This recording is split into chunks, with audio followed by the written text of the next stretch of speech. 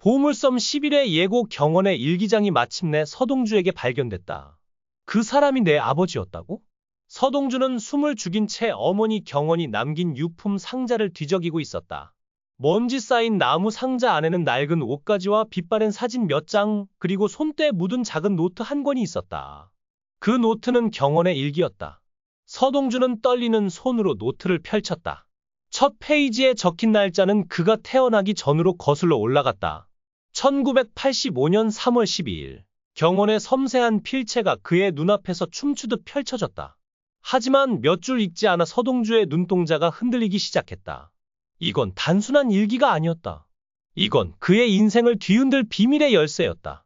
그날 차강천 회장의 집에 찾아온 소녀는 손에 작은 배지 하나를 꼭 쥐고 있었습니다.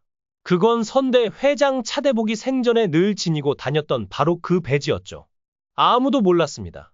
그 아이가 대산그룹의 진짜 후계자, 차대복의 손자라는 사실을요.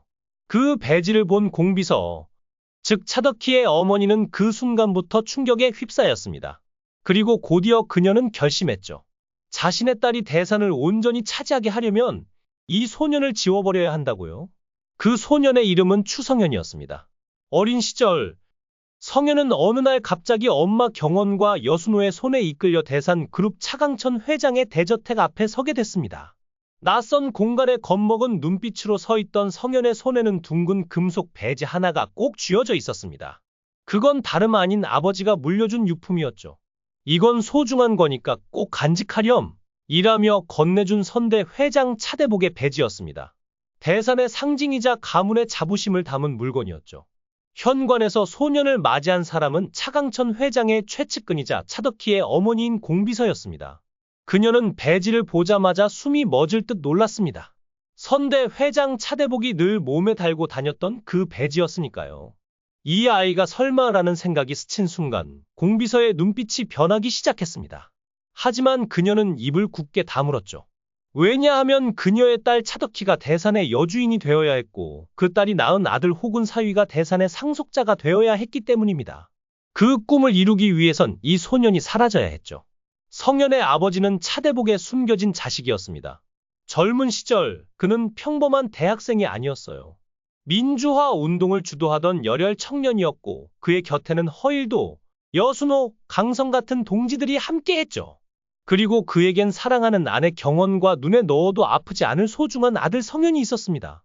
하지만 권력의 억압은 그들의 삶을 비정하게 짓밟았습니다. 고문이 시작된 날, 당시 검사였던 염장선의 가혹한 손길을 견디지 못한 허일도가 입을 열었습니다. 결국 성현의 아버지를 배신하게 됐죠. 그 순간부터 성현의 운명은 어두운 그림자 속으로 빨려 들어가기 시작했습니다. 성현의 아버지는 끌려온 뒤에도 허일도와 달리 끝까지 입을 열지 않았습니다. 염장선은 아무리 고문하고 매질해도 굴하지 않는 그를 꺾기 위해 결국 그의 아내와 아들까지 자신의 집으로 끌고 와 협박을 시도했죠. 하지만 그 과정에서 성현의 아버지는 견디지 못하고 숨을 거두고 맙니다. 염장선은 한참 뒤에야 깨닫게 됐습니다. 그 아이, 성현이 대산 가문의 유일한 핏줄이라는 사실을요. 하루아침에 아버지를 잃은 어린 성현과 젊은 엄마 경원은 갈 곳을 잃고 방황하게 됐습니다. 아이러니하게도 그들을 딱하게 여긴 건 당시 여순호와 함께 살던 차덕희였습니다.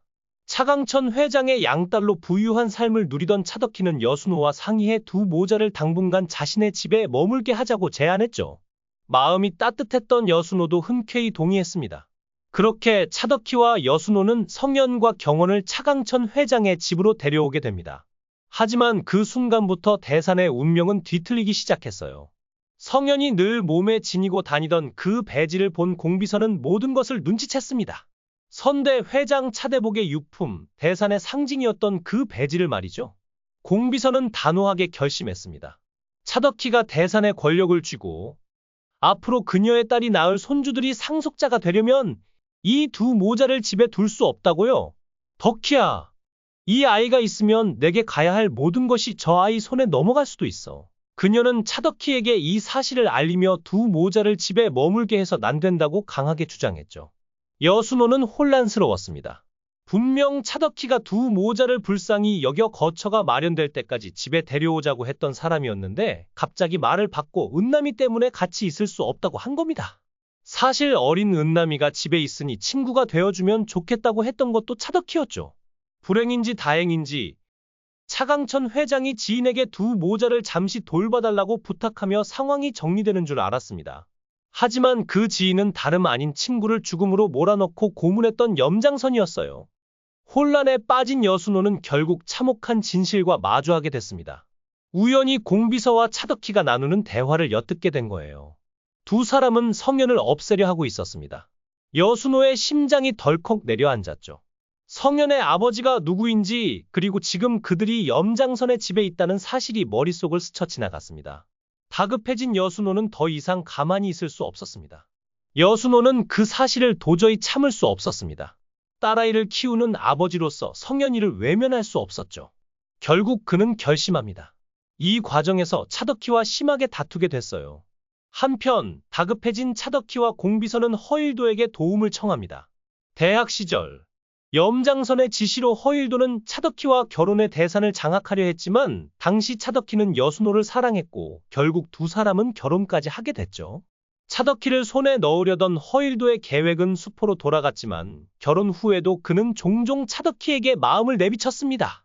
그런 허일도에게 차덕희와 공비서가 도움을 요청한 건 그에게 두 번 다시 오지 않을 기회가 다시 찾아온 순간이었죠. 그날 여순호는 성현과 그의 엄마 경원을 데리고 차강천 회장을 만나러 가던 중이었습니다. 그런데 너무나도 공교롭게 사고가 발생했어요. 트럭과 충돌한 여순호의 차는 가드레일을 뚫고 낭떠러지로 추락했습니다. 안에 타고 있던 두 사람은 그 자리에서 숨졌다는 보도가 이어졌죠. 한 사람은 대산의 여순호, 또 한 사람은 그의 내연녀로 발표됐습니다. 음악하지만 함께 타고 있던 아이, 성현에 대한 기록은 기사 어디에도 나오지 않았어요. 성현은 실종된 것으로 처리됐고 모두가 그가 죽었다고 믿었습니다. 그러나 성현은 살아 있었어요. 그날의 교통사고는 결코 단순한 사고가 아니었습니다. 허일도, 차덕희, 공비서 세 사람의 그림자가 짙게 드리워져 있었죠. 한편 차강천 회장은 지영수와 지선우를 회사로 불러들였습니다. 모두가 반대했지만 차강천은 단호했고 그의 뜻을 실행에 옮긴 건 다름 아닌 서동주였어요. 대산그룹 사람들은 그 결정을 받아들였고 지선우는 차강천 회장의 숨겨진 아들로 불리기 시작했습니다. 어느새 그는 후계자처럼 대산 내부를 자유롭게 드나들며 서동주의 곁에 앉아 대산의 이야기를 듣기 시작했죠. 서동주는 조용히 미소 지었습니다. 지선우를 특별히 대하며 때로는 그의 손을 잡아주기도 했어요. 하지만 그 마음 깊은 곳에는 흔들림이 없었습니다. 서동주의 눈빛은 차갑고도 단단했죠. 어쩌면 그는 이미 모든 것을 알고 있었을지도 모릅니다. 서동주는 알고 있었습니다. 이 모든 흐름이 누군가에게 유리하게 짜인 시나리오일지도 모른다는 것을요. 그래서 그는 몰래 움직이기 시작했죠. 석연치 않은 무언가가 마음을 찜찜하게 했습니다. 서동주는 지선우의 유전자 샘플을 은밀히 확보했고 차강천 회장의 유전 정보도 조용히 비교 대상에 포함시켰습니다. 모든 절차는 철저히 비밀리에 진행됐어요. 며칠 후 그의 손에 흰 봉투 하나가 도착했습니다. 그 안에는 단 3글자로 된 문장이 적혀 있었죠. 부자 관계 아님. 놀랍게도 지선우는 차강천의 아들이 아니었습니다. 지영수가 차강천의 연인이었다 할지라도 그녀 뱃속에 있었던 아이는 다른 사람의 피를 이어받은 존재였던 겁니다. 그 순간 서동주는 조용히 눈을 감았습니다. 놀라움도 분노도 없었어요. 오히려 그 결과가 너무나 당연하다는 듯 그는 길게 한숨을 내쉬었죠. 그리고 바로 그날 지선우가 앉아있던 회장실 근처로 향했습니다. 웃고 있는 가짜 후계자의 등을 바라보며 서동주는 이제 모든 게임이 뒤바뀌리라는 걸 직감했어요. 하지만 그는 입을 열지 않았습니다. 아직 그 진실을 꺼낼 때가 아니었기 때문이죠. 서동주는 조용히 움직였습니다. 지선우가 후계자처럼 대산그룹 안을 누비는 동안 그는 또 다른 조사를 준비했어요. 바로 자신의 과거에 관한 것이었죠. 문득 모든 기억이 떠올랐습니다. 어린 시절 어딘가 큰 집에 들어갔던 순간 그 배지를 보고 누군가의 손이 멈칫했던 장면이요. 그 사람은 다름 아닌 공비서였습니다. 공비서는 조용히 유전자 검사를 진행했고 결과는 놀라웠어요. 차대복 선대 회장과의 유사성이 무려 49%. 서동주는 차대복의 숨겨진 자손, 진짜 대산의 피였습니다. 하지만 그가 이 사실을 모두에게 공개할 수 없는 이유가 하나 있었죠. 바로 여은남 때문이었어요. 얼마 전 서동주는 은남이 보여준 한 장의 사진 앞에서 멈춰 섰습니다.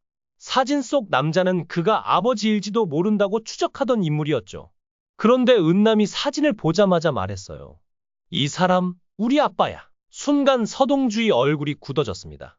심장이 쿵 내려앉는 듯한 충격에 그는 혼란에 빠졌고 은남을 바라보는 눈빛이 서서히 변하기 시작했어요. 그날 이후 그의 마음속에는 수많은 물음표가 떠다녔습니다. 다음 이야기는 2부에서 이어가겠습니다. 예고편에 정성 많이 담았으니 사랑과 응원 부탁드려요. 구독, 좋아요, 알림 설정도 잊지 말아주세요.